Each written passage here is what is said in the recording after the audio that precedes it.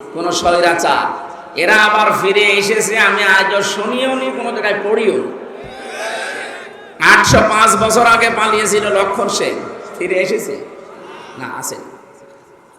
আশরাফ ঘানি পালিয়েছে, এসেছে। আসাদ পালিয়েছে, এসেছে। উনিও পালিয়েছে, আসবে না। যারা মনে করেন না আমি আশায় বুক বেঁধে আছি, আপা চট করে আসবে, আসবে কি করি?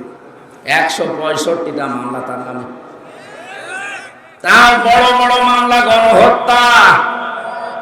একটা হত্যা করলে তো তার ফাঁসি হয়ে যায়। কতগুলো মানুষ, 2732 জন মানুষ হত্যার সাথে সে দায়ী। শুধু তো 24 সালে আর 2006 থেকে শুরু করলে কত মানুষ হিসাবের বাইরে। কি করে হিসাব দেবেন? আপনি যে আশায় বসে আছেন যে আসবে, আসবে কি করে?